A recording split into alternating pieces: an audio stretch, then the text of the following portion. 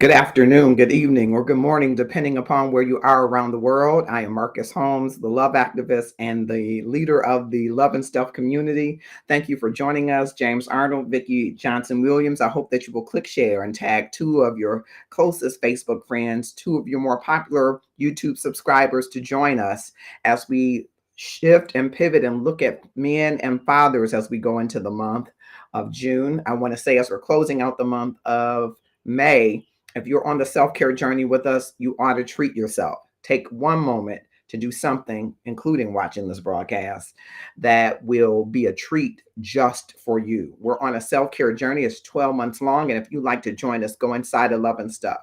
But welcome to Love and Stuff. Yeah,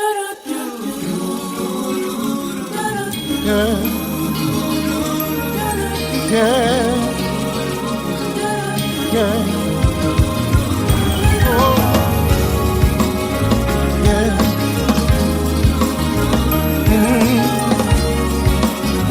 Yeah. Born and died, saved by love, count my blessing from above. That's right. You've tuned in to another episode of Love and Stuff. Thank you, David Ivy. Thank you, David Perkins, Judge Perkins. Thank you all for joining us. I hope you will click share, tag five of your closest Facebook friends, five of the more popular, as we talk about a topic that is often talked about for whatever reasons in a negative light.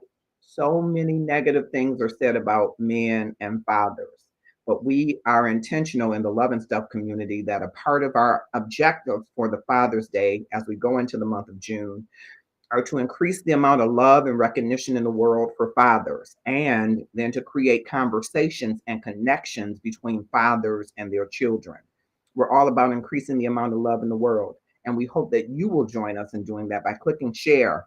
Someone needs to be connected to their dad or reconnected to their dad. Someone needs to be able to hear from their son or their daughter. And we're hoping that these moments from our archives will cause you to reconnect, to be inspired to connect and have conversations, sometimes hard conversations that need to be had. And if the conversation is easy and it's simply that you are praising and honoring the father, the uncle, the grandfather, whomever served as the father figure, that you will be ignited to do that and share with someone else so that this can be a contagion that we speak well of Black men and fathers, Black men in particular, but men in general. And I know that there could be a lot of things, reflections said for those who don't have a journey in which they have had a great opportunity with their fathers. But for those that have and those that haven't, there are opportunities still for you to move forward, even if there was a path of trauma, a path of disappointment. There are still opportunities for you to connect to the good that is or was your father, because I believe that everyone has some good in them. And so maybe your path hasn't been strewn with flowers and roses to your father or connection or to your children. Today is the day that you can start to craft not a revisionistic history, but decide to move forward in the power of love. And that's what we hope happens in the Love and Stuff. So why don't you click share and tag someone to join us? Good evening. Thank you so much for joining us. Tabitha Goodner, Felix Holmes, Judge Perkins, Dave Ivy, all of you. I hope you will click share and tag someone to join us. We had from our archives two interviews with Andres. Both dads are named Andre, and both of them have sons named Justin. Very different paths and how they have gotten to where they are today and continue to move forward. But very interesting stories that I hope will resonate with you as we share them. So click share right now. Tag a dad, tag a son. You're going to meet first Andre, who was the dad of four boys in a blended family and a beautiful daughter. And he talks a little bit about his journey. And later you'll meet another Andre who talks about the loss of one of his sons and the graduation from college of another. Very different extremes, but very interesting stories that I hope will help you decide that if I had a great father and he's still living, I'm going to celebrate him. And if I didn't have a great father and he's still living, I'm going to work toward some healing and maybe connection and conversations that can move love forward in my life. Listen to Andre Green as we interview him. Hey, Andre, how are I'm you? great. How are you, Marcus? I'm well, thank you. And is Justin with He you? is not yet with me. He is on his way. I was just trying to get an ETA from him. You know, millennials are not often punctual. I see. All right. So, yeah, millennials, you all have to work on that. Be punctual.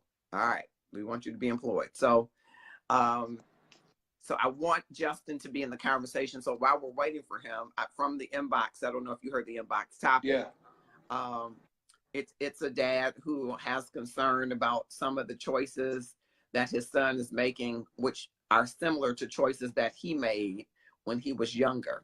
And so he's wondering, how do you give advice to your son when your son kind of does the opposite of the advice that you're giving him? And so before Justin gets here, I want to talk to you about, being a dad, and you got 1, 2, 3, 4 sons. Four right? sons. Yep, I do.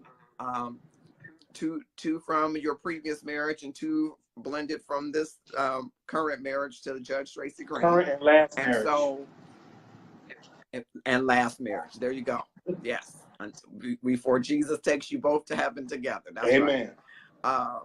And so, have you had experiences where you knew that your son was going to make a wrong choice and you tried to advise him, but he didn't take the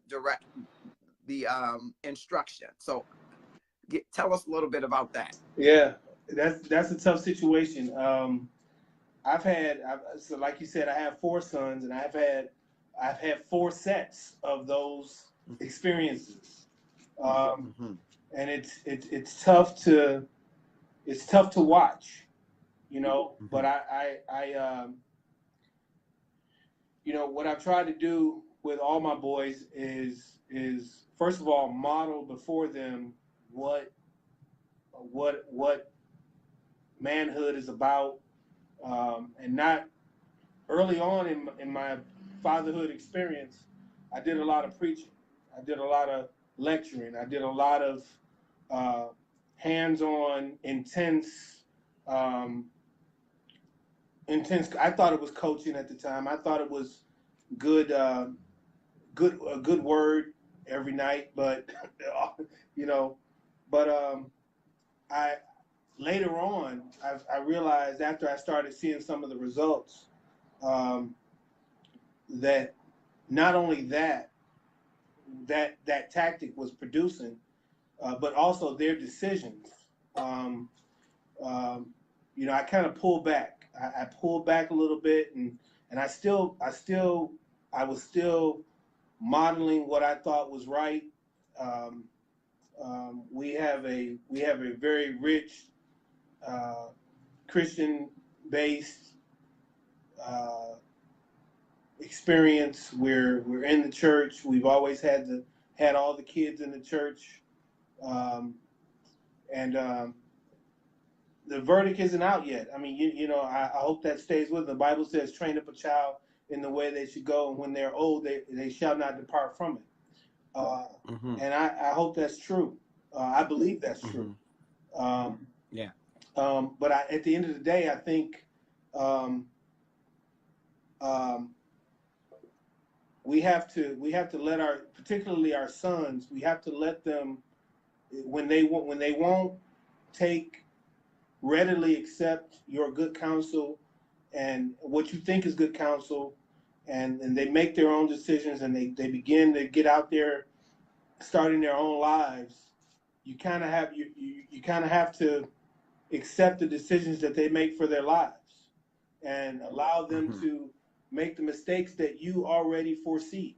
You already, like I said on the last broadcast that I was on, real men understand we can do a forecast. We can do a pretty reasonably accurate forecast of what the future is going to hold for our young people, based on what we see the quality of the decisions are right now, right? We can pretty much tell that story for them. And my wish has always been that I didn't want my sons in particular to repeat the same mistakes that I made. And I've tried diligently to share my story, talk about my experiences from being a young man, growing into a more mature man today, and you know, and we have success in some cases, and we have um, less than success in other cases, and that's Yeah. and that's the result of the decisions that they made for themselves. And Yeah. So Andre, let me ask you this, because so Brandon is your oldest.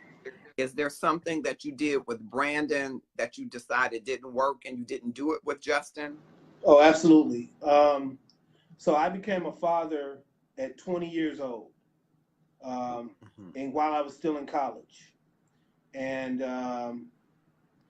my I met my son Brandon when he was 3 months old on spring break when I went to New York to visit his mom. He and his mom went to visit his mom, who was in New York at the time, with her aunt, and I went to go and meet my son. And it was I will never forget the day that I walked in that house, and the evening that I walked in that house and saw him for the first time and held him for the first time, and I was just I fell in love immediately, and we had a wonderful time. That was a great week, and I remembered whispering. I remembered a few days later we were at her grandmother's house in Brooklyn, and I was holding Brandon, and I whispered into his ear. You know, he obviously would not understand what I was saying, but I knew what I was saying to him. I knew the promise that I was ready to make to him, and I said, I will never leave you. I will always be here for you, and that's still true today. You know, he's made some pretty catastrophic decisions in his life, but and he's working through those. But I believe as long as you have more years in front of you than you have behind you, then there's always enough time to turn that thing around. And I think he's going to do some wonderful things with his life. And I'm continuing to encourage him in that regard. But it's tough to watch. Yeah. And so what would you say that you have decided to do that you decided, okay, with Brandon, you said, okay, I did something that I changed and I did differently with Justin? Right. So I've shared this with you before, and I know what you're getting at.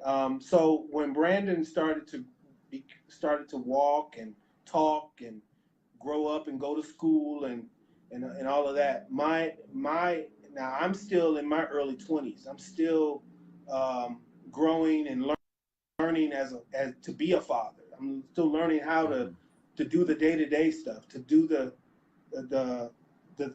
being a dad, right? And what I found myself doing, particularly when he started to go to school. Sorry about that. Somebody's car is tripping. Okay. Particularly when he started to go to school, I started becoming very, very heavy-handed in my approach with him.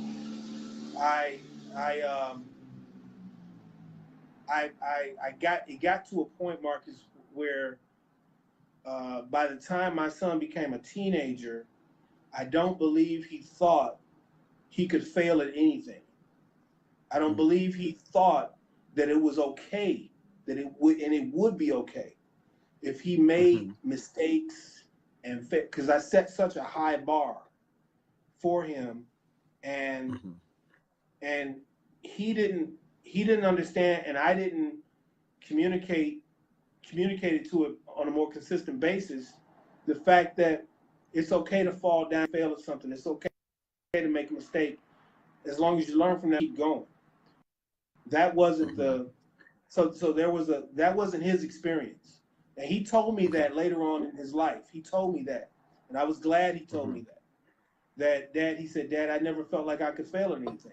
I never felt like I could make a mistake. You were such a perfectionist, and you wanted perfection from me, and you demanded that from me. You expected that from me. So what he did was I think he realized that he could never satisfy my expectations, meet my expectations, and so he went the other way. Why bother? I'm never going to please this dude, so I'm going to just go the other way and do what I want to do. And he didn't do that. I did that to spite me, because we didn't have that kind of toxic relationship as father and son. We've always had a very respectful relationship, and we've always been able to talk. But I think it was just my heavy-handed approach with him early on in his life, and consistently throughout his young life, through his formative years, where I made the biggest mistake. And so when Justin came along, you know, I had a few years in the game, and while I still had my very high expectations, I realized I had to modify my approach. And I tried to do that, and the message seemed to be, you know, a lot more palatable and a lot more accepting, and I think in his case I was truly present more, you know, as a compassionate father. Do you see? Yeah. Let me catch up. Antoine Peak has joined us. DeAndre Churchboy Hurst, Alan Curry, Kevin Tates, Kim Wilson, Evelyn Graham, Anthony Whitney, Noah Williams, Hey Cuz, Brian Morgan, Nicole Black, Carmen Evans, Randall Herbert, Arthur Goodson, Robert Cooper, Joy Wahenderford Greer, Antashay Howard, Lynn Sherman, hey brother, Jonathan Davis has joined us. Thanks so much. Has Justin made his appearance yet? No, he has still not. no Justin. Okay. Yeah. Okay. Calvin Jackson has joined us. So he's 2 exits away, he says. 2 exits away. Okay. So what would you say is the biggest lesson that you learned about parenting from parenting Justin? What's the biggest lesson you learned? Because you had some years in the game, as you said, and so what would you say is the biggest lesson you learned? I think the biggest lesson, and not just with Justin, but with all my boys,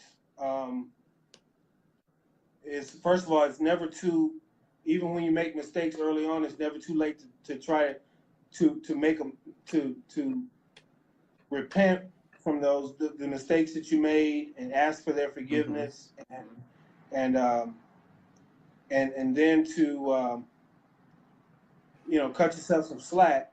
I don't believe in punishing myself perpetually for mistakes that I make, and but I think once they understand that you really do mean them well, and everything that you try to do has been geared toward helping them result into fine men, I think you just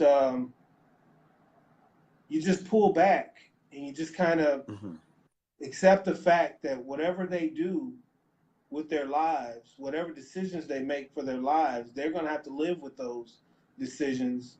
And as long as they understand that, as long as the child understands that no matter what happens, you're always going to be there for them, to support them and pick them up and help them keep going, then that's worth everything. That's good, and that's good enough. Yeah. I was trying to get you to answer specifically about Justin, but we'll get him when he comes. What's the thing that makes you most proud of each of your children? What's the one thing about each of them that makes you most proud of them? the one thing that I'm most proud of is that they're their own person. You know, they're their own person. They are becoming what they determine they want their lives to be about, and they're all. Can you give me a blessed. specific for each one? Sure. So our oldest, Gary, is 31. He's a serial entrepreneur. He's gonna be a wealthy man one day. He has a drive that is just admirable. He works. He's not a lazy guy. He's gifted in terms of this, the skills. He can sell you your own stuff. I mean, he's got presence. He's a very good looking dude. that don't hurt. And he's out there trying to make it. He realized early on that he didn't want to work for people. You know, he didn't want to. He calls me Pops. You know, he didn't want to follow Pop's path to corporate America. You know, he wanted to get out there and get his bag for himself, and he's determined to do that. And you know, there's a lot to say about that approach. And I think Justin just pulled up. Okay. Brandon, I think Brandon is a I think he's a natural entrepreneur. He just doesn't know it. Okay. Okay. So but he's a very loyal person. He's very loyal to the people that he knows loves him and honors his position in their lives. So you know, he's got that. Justin just walked in. See something. Okay. So baby. Travis is right ahead of Justin in terms of birth order. Travis, man, what can I say about Travis? Travis, we always said Travis was the smartest dude in the house. You know, whatever you wanted to know about anything, if you had a question, even Tracy and I, we would go and ask Travis what this means, what that means. He's an independent thinker. He's he will live his life on his own terms, no doubt about it. And there's a lot to be said about. I honestly, Marcus, I did not subscribe to that early on, and so. But what I tried to do, and this was a mistake. I tried to force Travis, you know, as a square peg into a round hole. You know, I tried to make him conform to a model that I grew to understand that was just completely incompatible with who he was as a person. And you can't do that. You can only guide your kids. You can't make them do anything. You can't once they become, like Pastor says, upsized.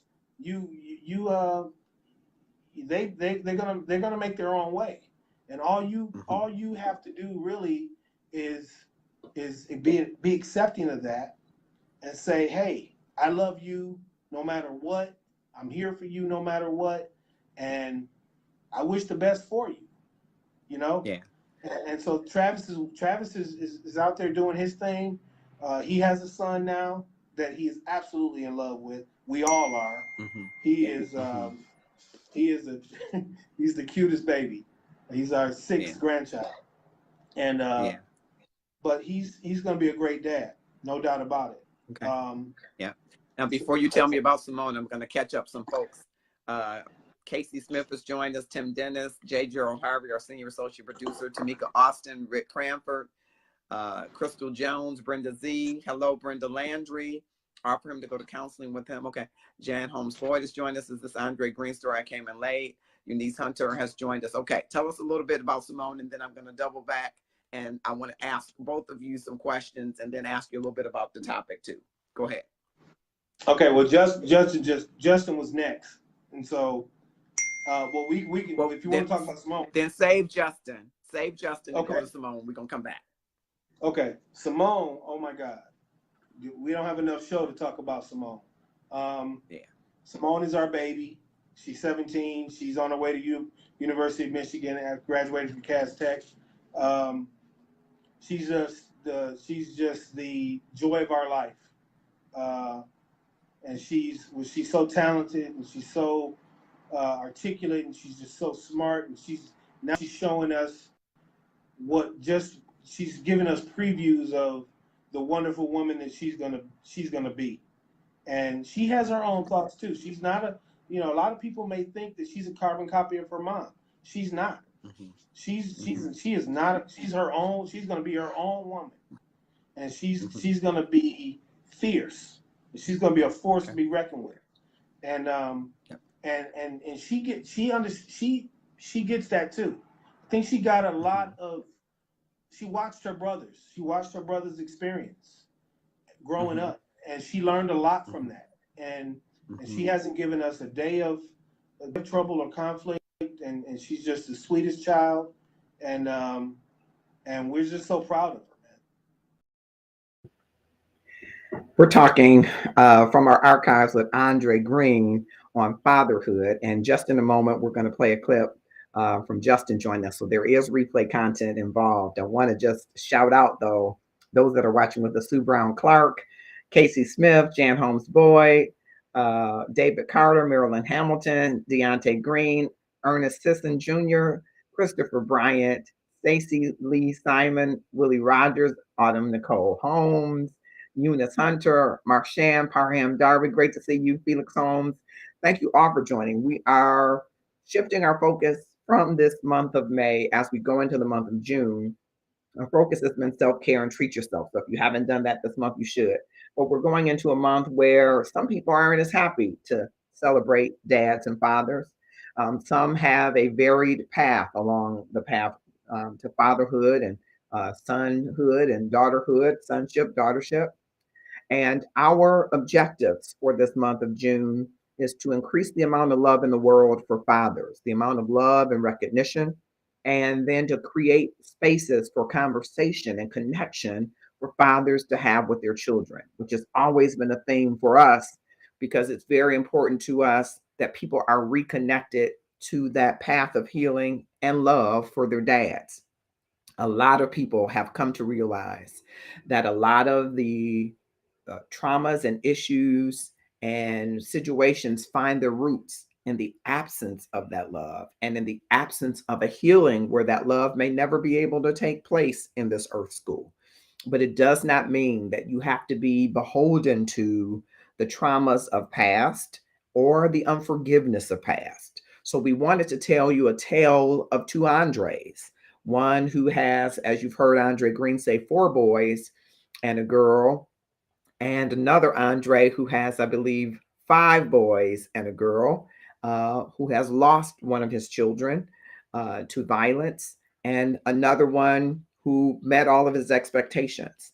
And so I wanted you to hear these tale of 2 Andres in the hopes that you will think of your father or your brother who has children he's not connected to, or your sister who has a different dad, or whatever the relationship, that we can create space for conversations and connections. It doesn't make it easy, but I think it's time that we be about the business of doing it. Thank you, Deborah Bishop, for joining us, and others. I hope that you will click share and tag some others to join us. I am going to now bring in Justin for part of their interview. Justin is one of Andre's sons, and an interesting path for Justin. And so we will hear from Justin.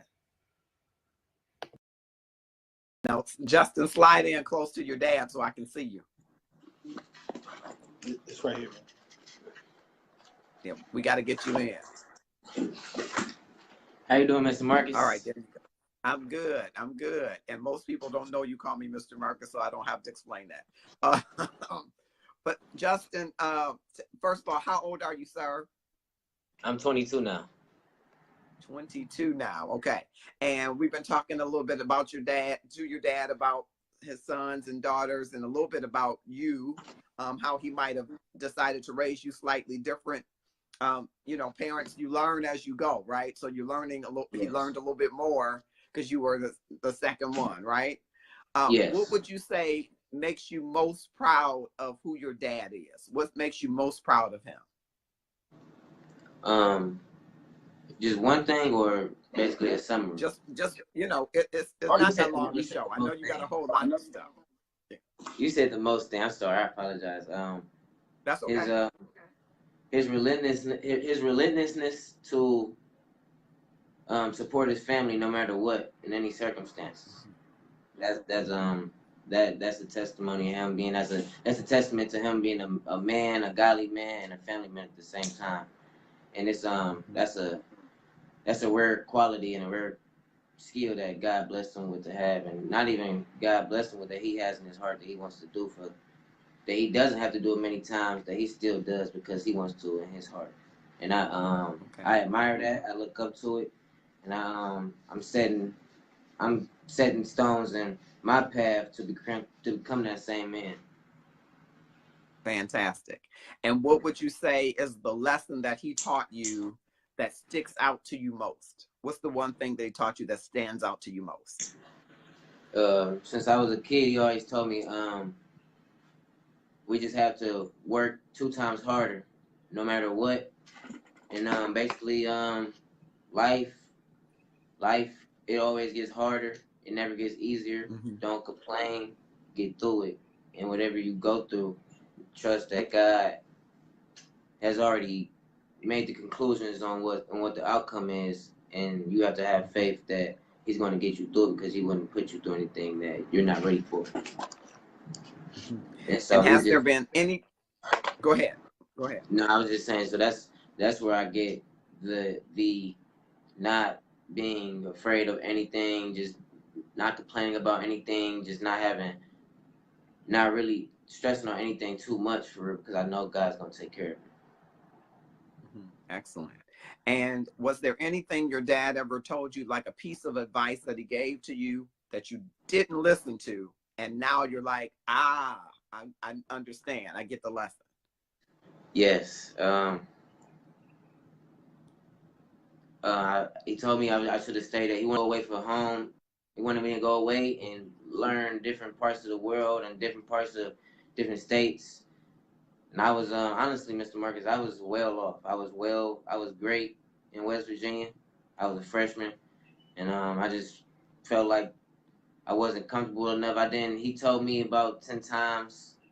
And basically, it was one week it was you're doing this. And then the next week it was basically, I still was pushing it to leave school.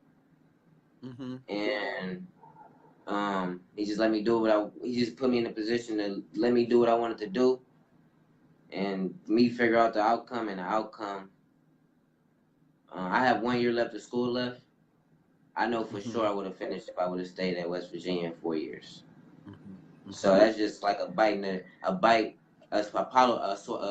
pill that I have to swallow. Mm-hmm.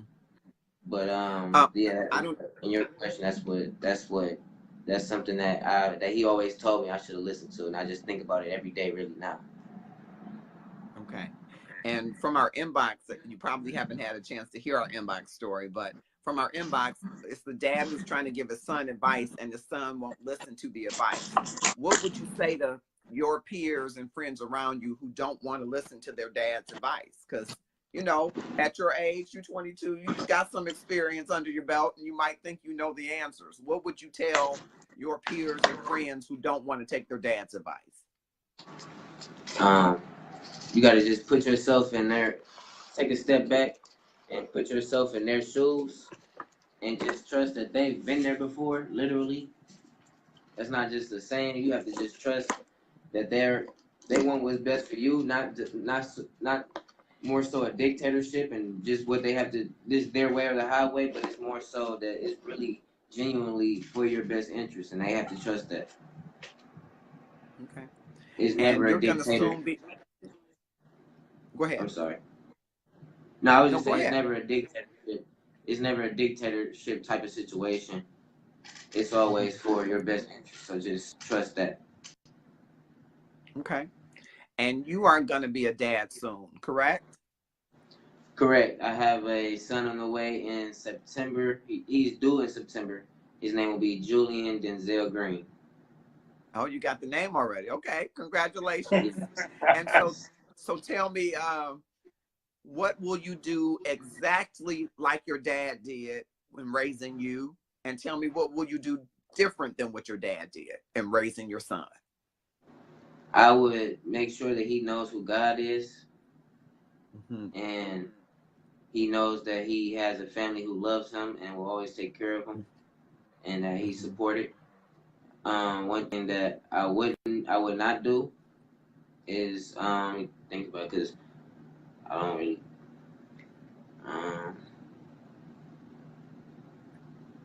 Your dad not gonna hit you. Don't I worry would about no it. okay no. My dad spoils me. Ah. I'm spoiled, and Mm-hmm. some circumstances in my life right now, and I'm 22. Mm-hmm. Mm-hmm. I'm getting myself out of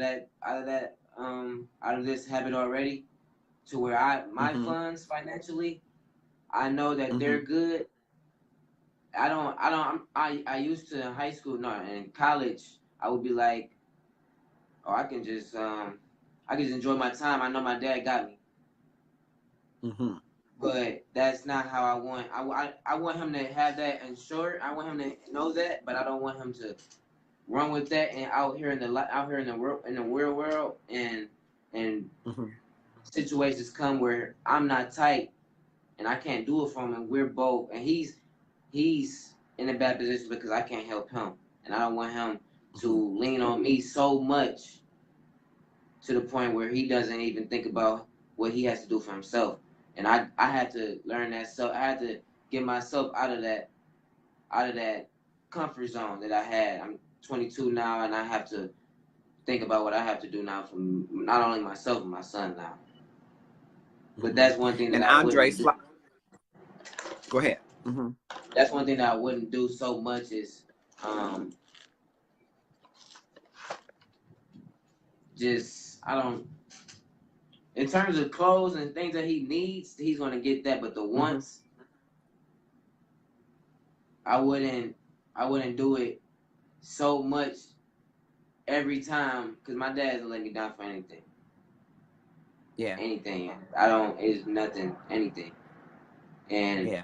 So you're he gonna make won't. him work harder for what he gets. Yes, and then I'll let him. If the situation comes, I'll let him take the fall on the face. And my dad has let me take the fall on the face, but most 9 times out of 10, he just won't do it because he doesn't want to see it. Got it. And probably, Justin, you're such a cute kid. You're not a kid anymore. You're a grown man. But as a kid, you were a cute kid, so it would be hard for him not to. I get it. I get that. Yes. Andre, now Yeah. Justin's going to be a young dad like you were a young dad. What advice would you give to him from when you were a young dad? So you're right. That's a great question. I knew when he came to my office and told and prepared himself to tell me that he was about to be a father, I took one look at his face, and I said, I told him she's pregnant, because he had this long pregnant pause, no pun intended. But I knew what he was about to tell me, and we had talked about that. We talked about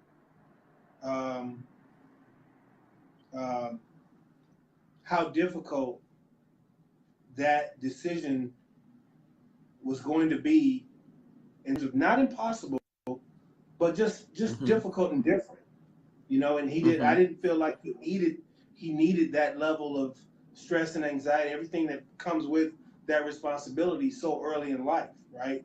Having been 20 years old myself when I became a father, so what I know, he's going to be a great dad as well. He's going to fall in love with his child just like I did, and just like Travis just like Gary has done, and just like Travis is doing right now. You know, he's gonna be just as devoted to his child, and he's gonna be um, his child is gonna be, the moment he gets here, his child is gonna be the center of his universe, and he's gonna do what he has to do, even if it means sacrificing on some of the things that he wants to achieve for himself, like basketball. He's already made some decisions in that regard. What I would tell him, and what I think he's going to do is just first of all, believe in himself, seek God's guidance for himself as a father. See, and having children does bring you closer to the Lord, because you stay on your knees all the time, and because you're praying for them, because you've done everything you can do, and at the end of the day, they're His children on loan to us and in our stewardship, and but these are His children that we have the custody of, and it's incumbent upon us to raise them in the way that He says that they should go. We have the custody of them. I love that, Andre Green, and we are to raise them in the way that He would have them go. Thank you for joining us on Love and Stuff tonight. Bilal Muhammad, Mike Flanoyo, Jennifer Troy. I hope all of you will click share and tag some folks to join us. Andrea Chocolate Butterfly Williams, thank you so much for joining us. I hope you will click share and tag a few folks to join us as we're talking about a tale of two Andres here on Love and Stuff tonight.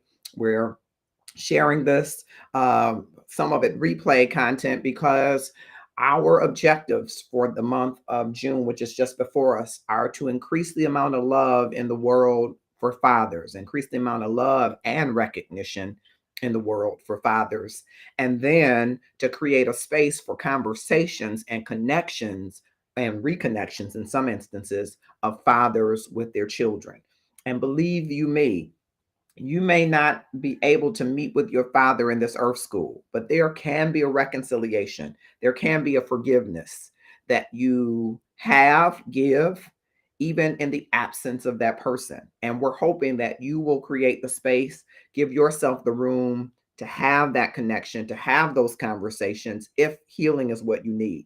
Many people have varied feelings around their dads and the men in their lives. Some of them great, some of them not so great. We are hoping to increase the amount of love in the world for fathers and recognitions for fathers, so that everyone will work to reconnect to those fathers, or connect to the healing that your life so deserves. And so as we continue throughout the space of recognizing dads and fathers and men in general, we want to invite you to participate in what we hope will be a great Father's Day celebration on the third Sunday. And we just have something that we're asking of you to do. I hope that you will join us in doing that. And here is how you can join us in doing just that. We're headed toward Father's Day, and we need your help to celebrate. Hi, I'm Marcus Holmes, the love activist and the founder of the Love and Stuff community. And our objectives for Father's Day are to increase the amount of love and recognition in the world for fathers, and then to inspire conversations and connections of fathers and their children. We need you to send your 3 to 5 minute amazing video about your amazing dad to the Love and Stuff inbox, or to mgrmarcus@hrpassion.com. We will feature your video in a special presentation of Love and Stuff on Father's Day, June 19th. You know, there's so much negativity in our world around men and fathers. Will you lend your stories and your voices to Love and Stuff, that we might trumpet them together to herald the accomplishments, the personhood, the greatness and legacy of fathers? They are so worthy, so deserving of our honor, recognition, and praise. So I'll be checking the Love and Stuff inbox as well as the email inbox for your wonderful videos. Thank you in advance for helping to make this Father's presentation unlike any other before it. Some of our most watched content have been videos that you have made for Father's Day. And we are passionate about mothers. We had a wonderful Mother's Day celebration. I am a son that was deeply in love with his mother, if anybody knows me. But I also want us to recognize and love our fathers, love the many hard lessons that we learned from them. I learned some hard lessons. My dad was an army man. I learned some hard lessons about being on time, which I struggled with being on time. And my dad believed that, especially when it came to the Lord, that you don't have a program and ask the Lord to join you at 7 and you show up or you start at 7:03. He would often say the Lord is going to be ready to leave at 7:03. That if you start something or you're supposed to be somewhere, you needed to be there 10 minutes before and be ready. What a struggle that was. And he believed that you woke up every day at the same time. Of course, he would like to rise at 4:30 or 5 in the morning. That is not my mantra, bless his memory. But he woke up every day at the same time. And on Saturday, he'd wake us up and say, ain't nothing in that bed. Ain't nothing in that bed. Make it so that you can make your day. Make your bed and make your day. And he did that all the time. And it drove me crazy, I must admit. But it was one of many great lessons that he taught. And I think in honoring him, I should be sharing that lesson with someone else. What about you? Do you have a video that you can share with us that tells us about the wonderful dad that you had, or granddad, or uncle, whomever served as the father figure? Inbox in the Love and Stuff inbox today. Let us know that you'll be sending us a video. You can email it to us at mgrmarcus@hrpassion.com, and we will take your videos and make them a part of a wonderful presentation on Father's Day, June 19th. We continue today, and thank you, Calvin Jackson Jr., for joining us. I hope those of you that are here will click share and tag some folks to join us in today's presentation. We're pulling from the vault some of the special shows, and today is a tale of two Andres. One Andre that you just heard from, who is the dad of 5, 4 boys and a girl, tells us about being a young dad at age 20, and now giving advice to his young son, Justin, who at that time was 22 and who has a beautiful baby boy, and the advice that he shared with him. A beautiful tribute from Justin to him. Now we are going to hear from Andre Clay, who is a coach and a dad of 6 with 5 boys. One of them, unfortunately, passed early, tragically was taken from us. And he talks about him and one of his other sons who graduated from college and all of the range of concern and emotions that go in between. I hope you will click share right now as we share from the vault a little bit of the story and the tale of two Andres from Andre Clay. How you doing, sir? Hey, how you doing? How you doing? I'm good. Thank you for coming on. So I read one of the comments. You said your eldest son, his name is Justin. Yes. His name Andre. I thought that and was. His name is Andre. Yeah. Yeah. And so, how many sons, Andre, did you have? How many sons? I have 5 sons and 1 daughter. Okay. And tell me the ages and names of your sons. No, I got 6 kids. I got 6 sons and 1. My wife had the man. Okay. You didn't lose the. Okay. You got to keep count now. Yeah. Okay. So tell me their names and their ages. I have Justin 24. Who next? Dre, he would have been 19. He would have been 23. Okay. 22.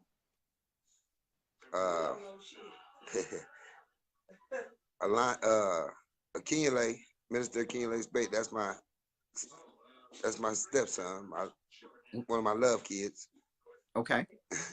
Alante Spate, that's another one. Okay.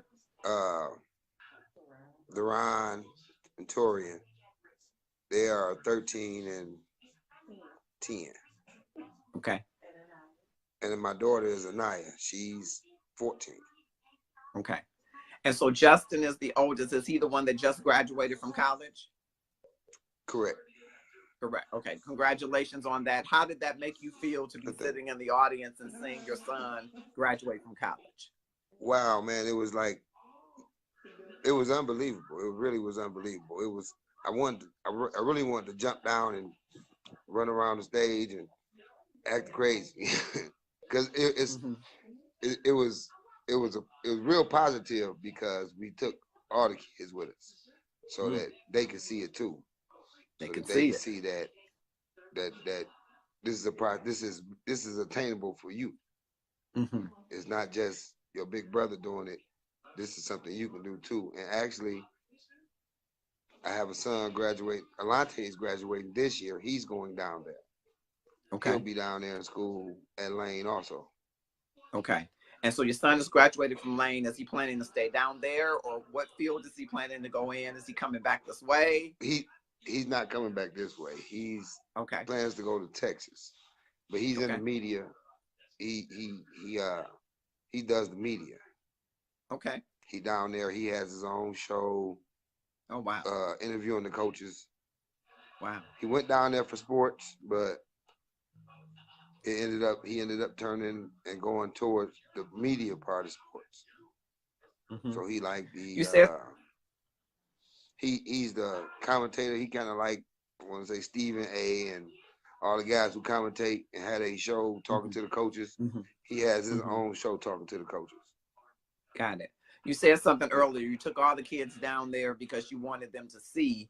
How important is modeling the behavior for children, especially for fathers and older brothers? How important is that to you, Andre?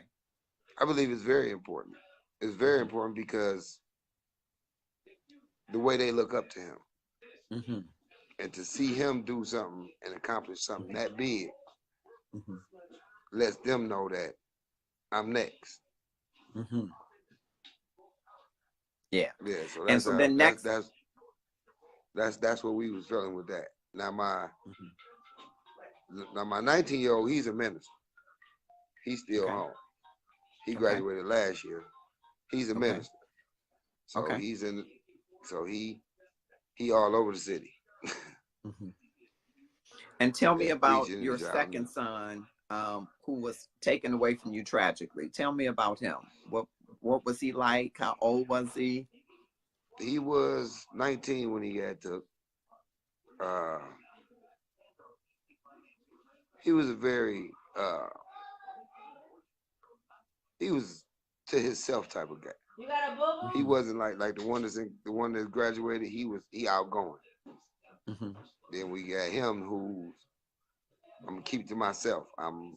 He had his own friends. He had his own. He had his own way about being himself. He was one of them kids that was a loner. I wanted to try to get him to go to the service, because he's the kind of kid that could go to the service and do it and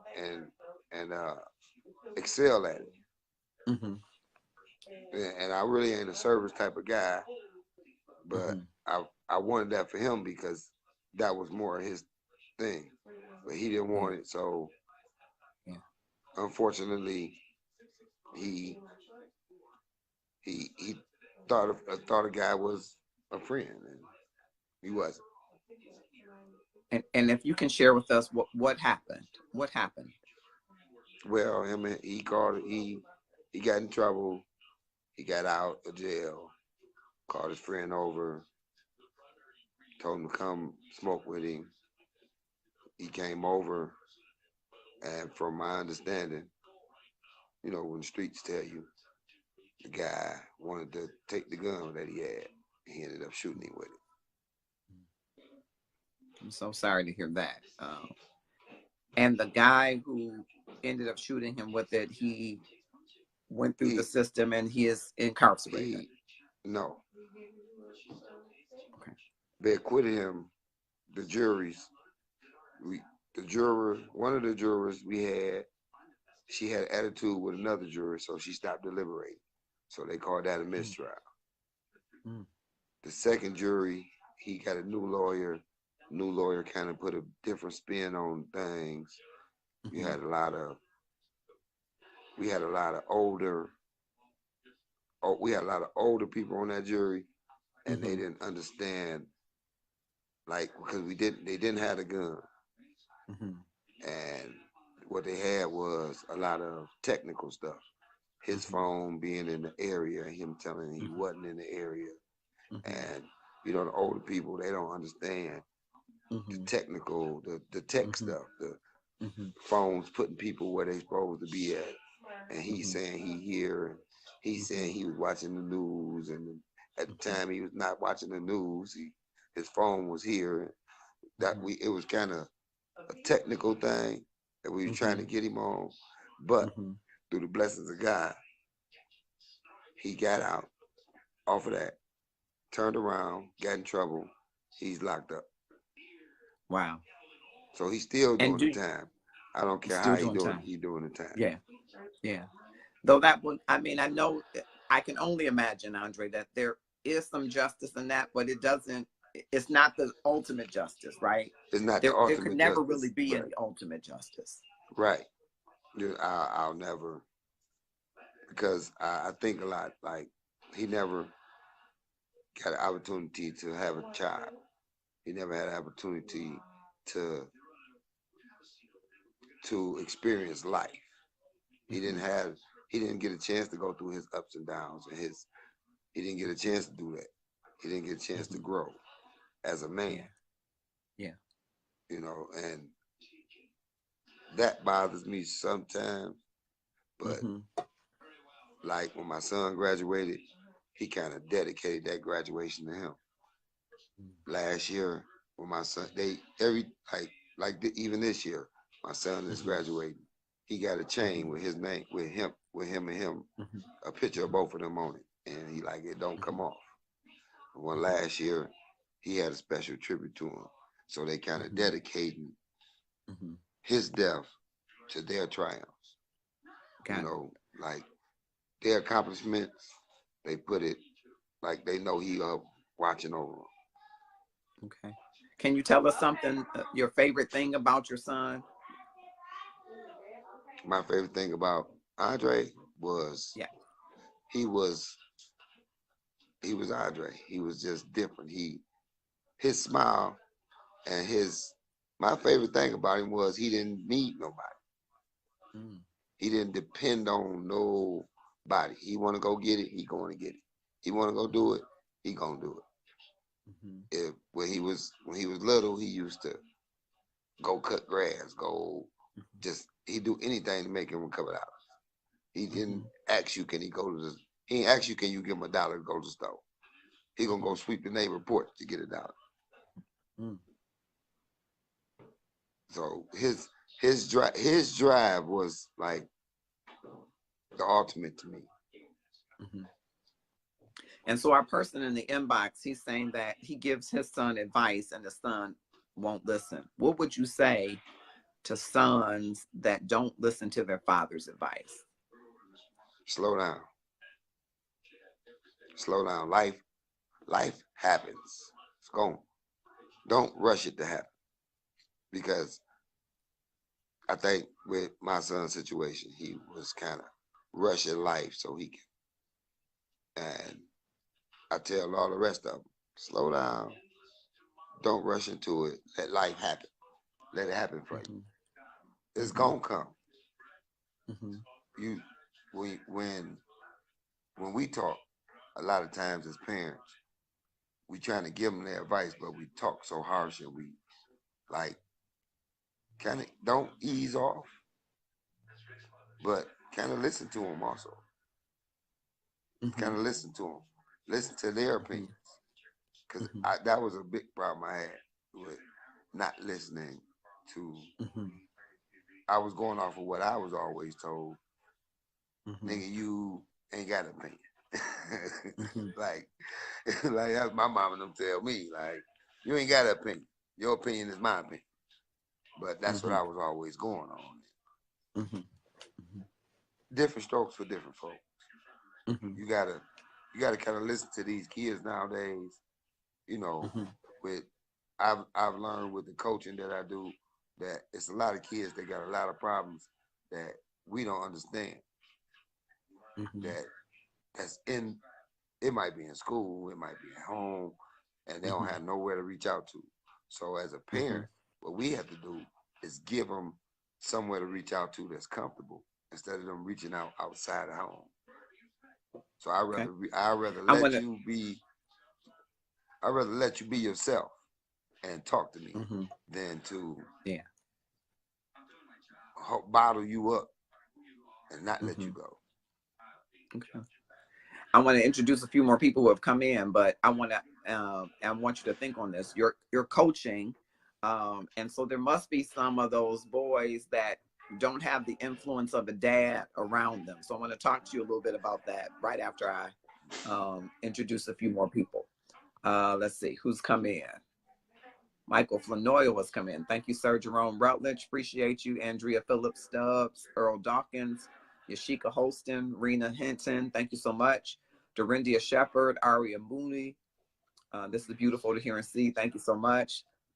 Leek Turner, thank you so much. Pamela Ruffin, Yvette Baldwin, Charlita McInnes, Michael Kemp, Joanne Ingram, Tamika Brown Edwards, Mark Lowe says, this is Deep Cousin, talk it out, bruh. Bernard Mitchum, Rita Reed. Okay, so you're a coach. How long have you been coaching? Since 05. Okay, so about 14 years. And how many of the young men that come through your team? Now, you're coaching football? I do both. I just started getting into the basketball the last 3 years. I never wanted to coach basketball because I still was playing, and I was gonna be a little harder on the basketball. So I coached the basketball, but now I'm doing high school basketball at Robichaud High School, assistant coach out there. But I've been doing little league football since 05. Okay. And so I'm sure you run across young men whose father is missing. Many. We have way more mothers out there trying to get their kids to be a little tougher, or I need to see a man. We get a lot of that, and it's actually getting better. It's actually getting better with this younger generation of young men. We get more participation with their kids than we did back when I first started coaching. When I first started coaching, you would see a field full of women over there cheering for their kids. Now you got team dads. You got a whole. They make their own little thing bigger than the mothers. Okay. Right? So it's really getting better now. Okay. And what values do you try to instill in these young men? My biggest thing is, first of all, it ain't the sport. You're an athlete. You're a student. That's my biggest thing. Preaching to them that beyond being an athlete, you're a student. Don't get caught up on, I'm here to play football. I'm here to play basketball. I'm here to do this. It ain't about that. So, I love these excerpts, and we will put the links for the entire interview so that you can watch the entire interview. But I think it's so important as we're going into the month of June that we hear from fathers and we hear from sons and daughters about the relationship of father. Again, our objectives in the Love and Stuff community for the month of June especially is to increase the amount of love and recognition in the world for fathers, and to create a space for conversations and connections, and thereby reconnections in many cases, of fathers to their children. Why? Because a lot of people in our world have navigated and moved throughout this world, some successfully, without the presence of that father. And there is no replacement for that. I know that mothers are rocking it, rearing their sons, and many of them, if they're wise and if not, have men on the periphery of that young man's life to help to sow into him. And that's been successful. But it's almost like there's an absent part in the soul of a boy or girl when that dad is absent.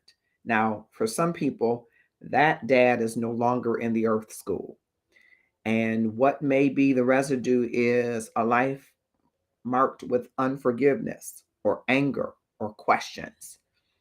And there are still others in and around the family who may have answers. But it does take some amount of courage to create space to have the conversations for better connection.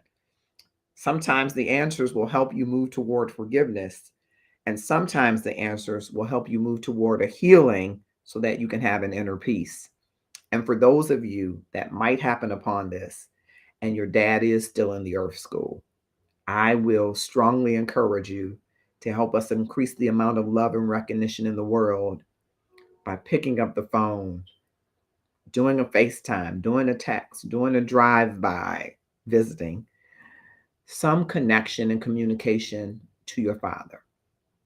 And though your journey with that father could be amazing or varied in many ways, he is worthy of recognition. And we hope that throughout the month of June, as we share content, that it will inspire you and even ignite you to go about the journey of having conversations and connections where we can increase the amount of love in the world for fathers. You know, there is no manual, though there is a manual. There is no how to parent, even though there is a how to parent. But many people haven't read the how to parent. What am I saying? I believe the Bible is the how to parent. But there are fathers that haven't read that, mothers that haven't, and some that have read it and walked away with different understandings. I mean to convey to you that people have done the best that they could, the best that they knew how, or some were in derelict of duty. What I want for you is what you will hear tomorrow in Love in the Scriptures with Darren um, Williams is the, as he says, agape or agape, the unconditional love. It is the love that you give without the surety of reciprocity. And if we can strive to move from this storge or community love to an agape or agape love, where we're giving without necessarily receiving, especially at the same rationing that we're giving out, we may have that same accomplishment, that same uh, achievement in our relationships with those that haven't worked out well. Sometimes that's dad. And if that's your case, I hope that your goal in seeking to be connected to your dad or seeking to bless his memory is that you're giving without necessarily expecting to receive back. It's not an easy space, but it is one that will move your love to another level. When you come to a place of peace that your dad gave to you what he gave to you, or didn't give to you what you wanted him to give or expected for him to give, but you move to a place of healing and forgiveness, that you will love him because he was your dad, because he was part of the two that brought you into the world. Whether or not he walked every step with you, or combed your hair, or did your pigtails, played hopscotch with you, or sat at your graduation, he is still someone that you can love. Now, those are tough words if you've experienced uh, thorns along your path, but they're also words that can help you heal those places in which you've walked. And that's what I hope for you in this month, if that's been your experience. And I'm hoping that you will hear of dads like in the Tale of Two Andres, who absolutely love their children to the best of their ability, who owned their mistakes And you said, hey, I'm learning as I'm having more children to do things differently, that each of them needs a different measure. I'm learning that maybe I was too harsh that time. Maybe I said this, maybe that didn't work out. And we're able to go back and to apologize. You heard Andre Green say, repent, to go back and make it right. I'm hoping that you will see these fathers' hearts, and that in response to that, it will inspire your heart to move differently, to move better, and ultimately to increase the amount of love and recognition in the world for fathers. We'll see you next week. We're going to be talking to a group of dads, some married, some divorced, some surrogate dads, and I want you to join us at 8:30 p.m. Eastern Standard Time right here on Love and Stuff.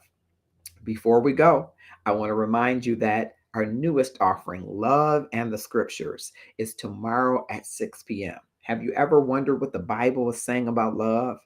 Love for your community or for your brother, for your boo, your bae, your husband, your wife, your mother, your father, this unconditional love. Well, Darren Williams, who's a member of our Love and Stuff community, who is a preacher, who is an educator, a historian, is delving into the scriptures 30 minutes at a time. And tomorrow at 6 p.m. Eastern Standard Time, right here on Love and Stuff, you can join him with your questions. And he will answer those questions as many as he can. And he'll continue those discussions as we continue to go forward, because we want you to be able to investigate your love and see how you can up your love game if you're interested to hear what the scriptures say.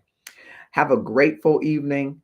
I hope you will do two things for us: that you will click share and tag 5 of your closest Facebook friends, 5 of the more popular ones, or if you're on YouTube or Twitch TV, the same for you. And the second thing we hope that you will do is go to the Love and Stuff page. And inside of Love and Stuff is a brand new group.